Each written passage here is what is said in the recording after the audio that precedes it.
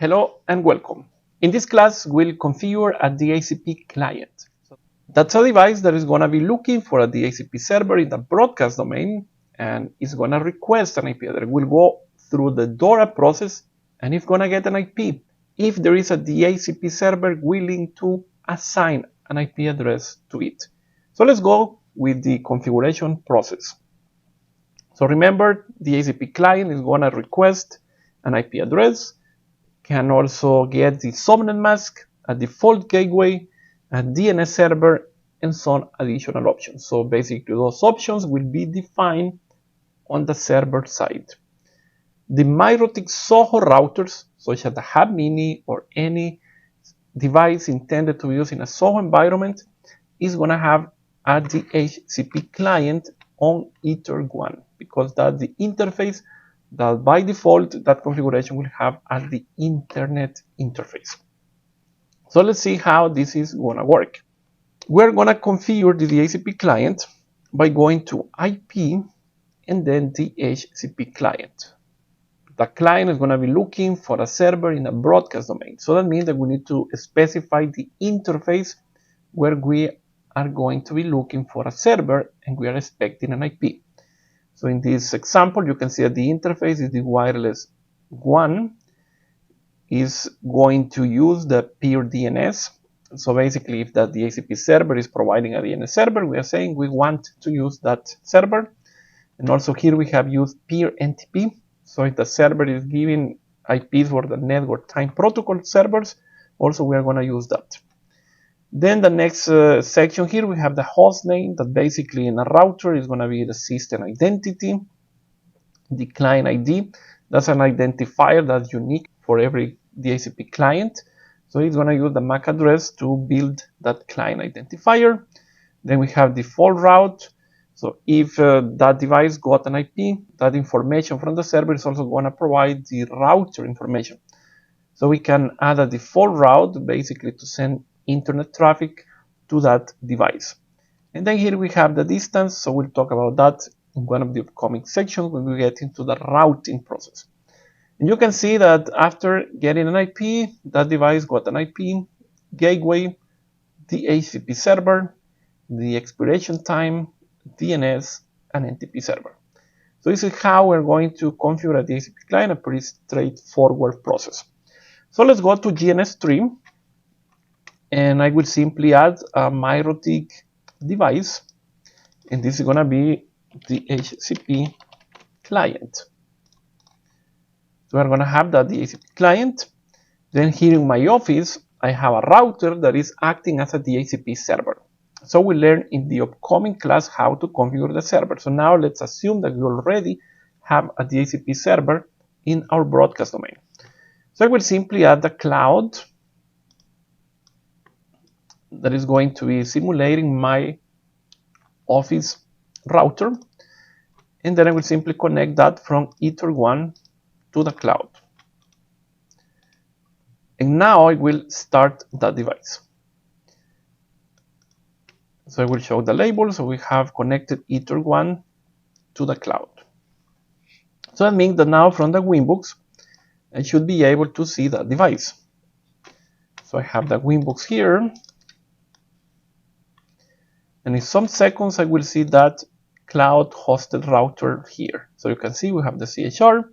So I will click on the MAC address, the default username, admin, no password, and then I will connect to the device. So now I'm here in that router. By default, the cloud hosted router is going to have a DHCP client on Ether1. So that's similar to the Soho devices. Remember, the Soho devices are all the devices intended for home and office. And they are listed here on hardware on the section wireless for home and office. So all those devices that you can see there will have a DHCP client working on Ether1 and also the cloud hosted router like the one that I have here on GNS3. So if I go to IP and then DHCP client, you can see that we have one client. But I'm going to remove that client and I will add a new client, just to see how we're going to configure that. So first, we need to select the interface. So we are looking for a DHCP server on Ether 1 because that's the interface that is connected to my DHCP server. And then we're going to say if we want to use the DNS, NTP, and if we want to add a default route to send traffic to internet. I will say that that's good. So I will apply the changes. You can see now that the status is bound. If I go to status, I got an IP address. There is an IP for the gateway. The DHCP server is the same device than the gateway. The expiration time, that basically the lease time, it was 3 days and 10 minutes. So it's going to expire after that time. When this device is reaching 50% of the time, it's going to renew the IP. Then we have the primary DNS and the secondary DNS.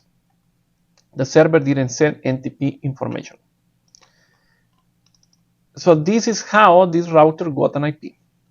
And if I go to the main tab, use peer DNS. So if the server sent DNS information, the router is going to use that information.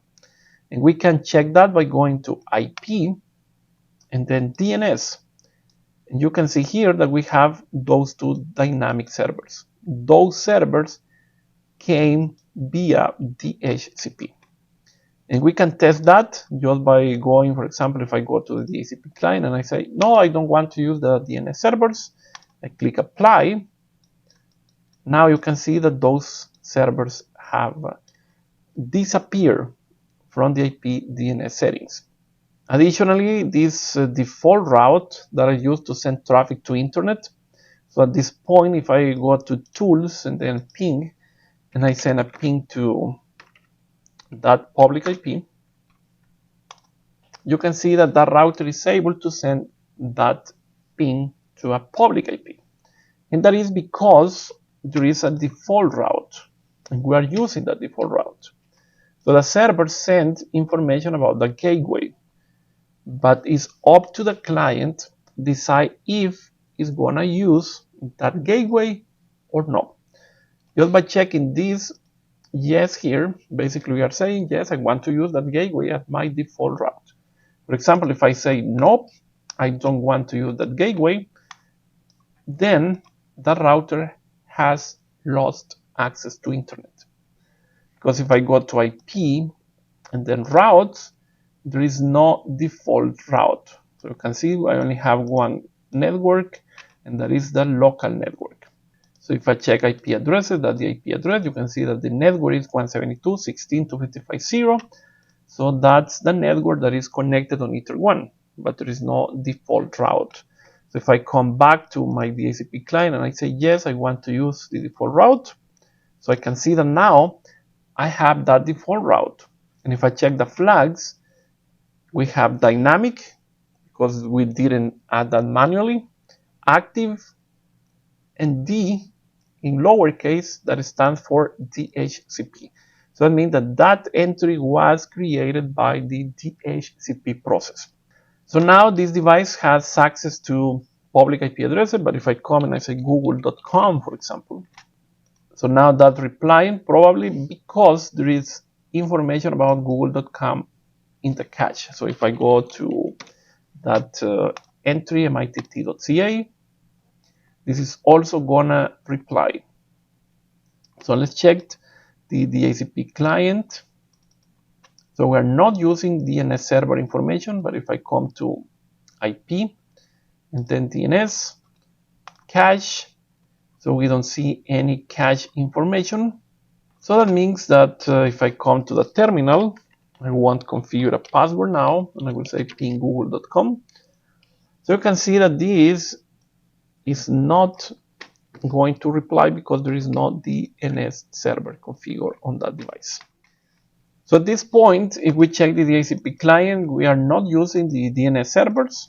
So if I check here IP DNS, there is no DNS information. If I go to the terminal, for example, and I try to ping google.com, this is saying, I don't know how to go to google.com. So basically the router needs a DNS server to resolve that domain. So if we want to use a DNS server, I will mark that option. I will click apply.